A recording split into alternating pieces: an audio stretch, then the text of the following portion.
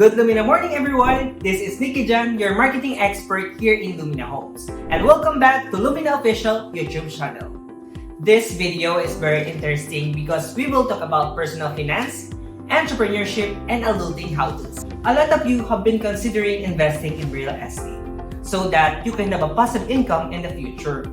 But most are still hesitant or they are not sure on how to manage a rental property. Or they don't really know what being a landlord entails. Should you lease out your property on short-term or long-term? How much should you charge? Or how do you find tenants?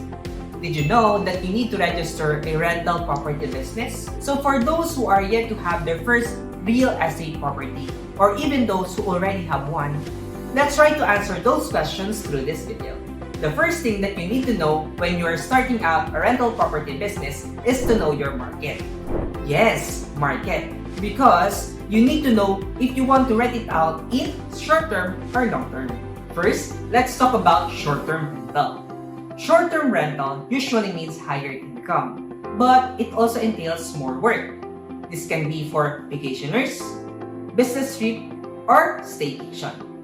A tip I can give you when you are starting short-term rental is that you have to consider the location of your property. Let's say, for example, your project should be located or situated in central business district areas, near the town proper, or tourist destinations. It would be really convenient for your target market if they are just minutes away from the sites. Now, let's talk about long-term rental. There might be a lower income here, but it also means less work. Usually, you are catering to different individuals or families. Individuals include students or maybe for those who are working maybe in the area. While families would include couple or newlyweds or families that are might have kids, pets, grandparents, relatives, and many more. So who are your target market? So of course, this would depend on the size of your property if you can accommodate them. So when it comes to property rental, the property features and amenities are very important. It's a plus when the units and the subdivisions are well planned, and there are amenities that promote a balanced lifestyle that you can cater to different types of individuals and families. For example, a 2-story unit with provision for 2 to 3 bedrooms in Lumina, Batangas is perfect for your family. They can easily enjoy the subdivision like the amenities with the comfort of city living. So those are something that you have to consider if you are trying to cater a certain market. Now that you have identified your target market, let's talk about pricing. There's no one right way to price.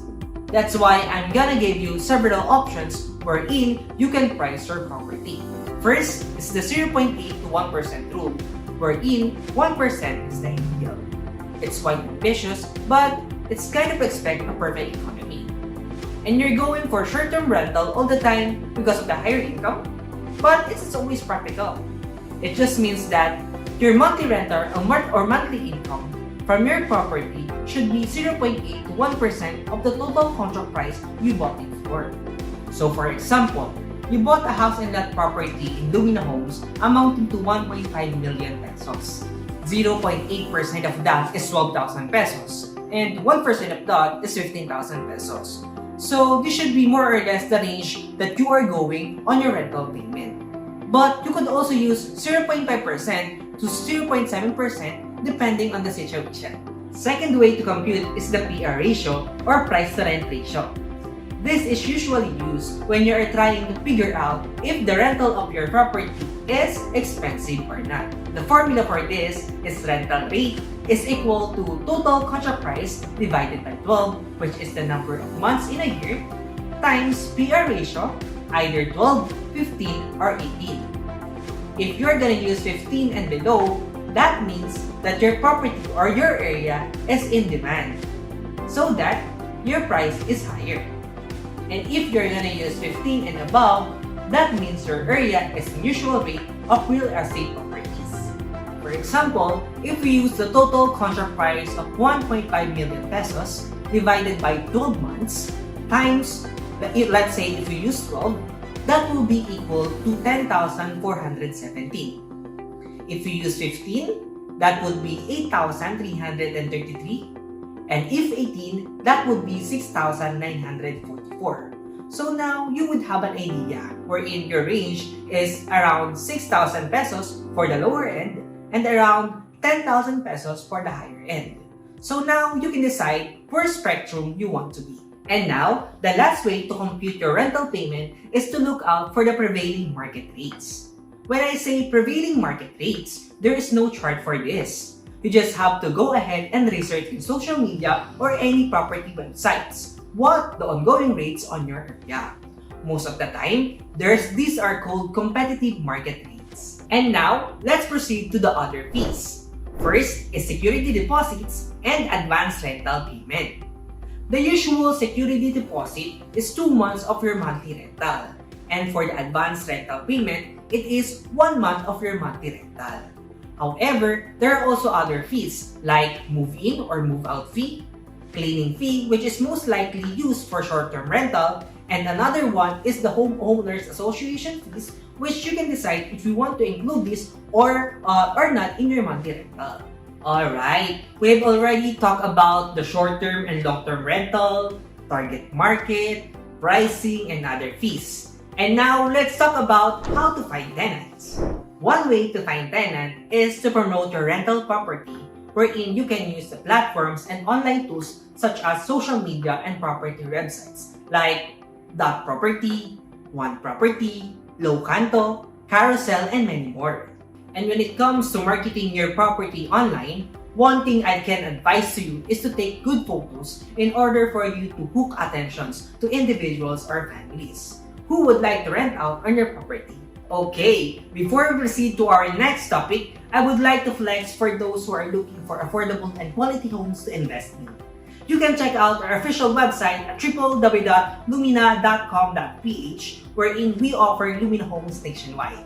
Lumina is a mass housing community developed by VistaLand. Next, let's talk about turning over of your property. There's a few things you need to consider here. First is the contract or agreement, which is usually called lease agreement or contract of lease. This should be signed on every page by the lessee or lessor. Second is the move-in ready, wherein the lessor should make sure that when the tenant moves in, there's no more personal belongings and there's nothing more to fix. And lastly is the checklist and signed off on the current state of your property. Next is collecting rent. You can either accept post-dated checks, advance payment, or monthly payment. Whatever most convenient way can be used on this. Next is to keep track of your cash flow. The cash flow for long-term rental looks very simple. It is just your monthly rental minus maybe your amortization or other minor expenses, and then you can have your net profit. However, if you take a short-term rental, you have to track all your expenses. And last on the list is to register your business. Running a rental property business, even if it is just one property, is considered a business and you need to register it. And that's all for today's video. Don't forget to click the subscribe button and hit the notification bell for more upcoming updates and videos.